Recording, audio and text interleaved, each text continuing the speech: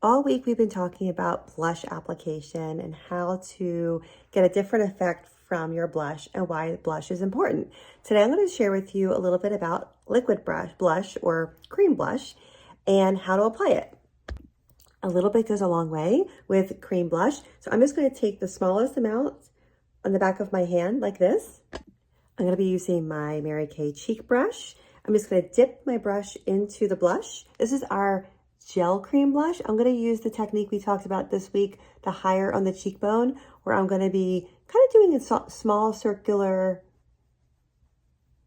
motions in my cheek to get a nice light blush coverage. You can use your blending sponge. This is the Mary Kay blending sponge. It was a limited edition one we had. I'm just going to apply it to my cheekbone and let the sponge dab, dab, dab, blend it through my higher part of my cheekbone. You can use any of the techniques we talked about this week with your liquid cream blush, or you can also use your fingers.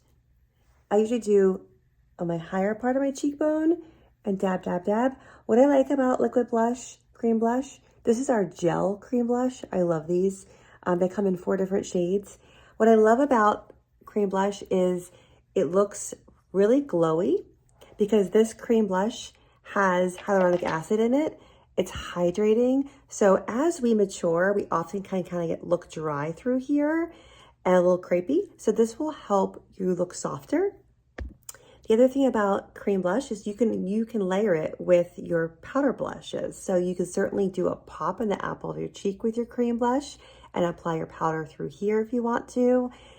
If you're somebody whose makeup moves around a lot and you need to use all the primers, and even with primers and finishing spray, you still feel like you lose some of your makeup, putting on a cream blush first and then putting powder over it, it's going to act like a base and it's going to help hold whatever you put on top of it longer. So this week was all about blush. We were talking about different techniques. I would love to hear in my direct messages which technique is your favorite. The lifting technique, the pop of the apple of your cheek, traditional placement, cream blush, or the sun-kissed look where we went across our face. I would love to hear your thoughts, what you liked or what you're going to try.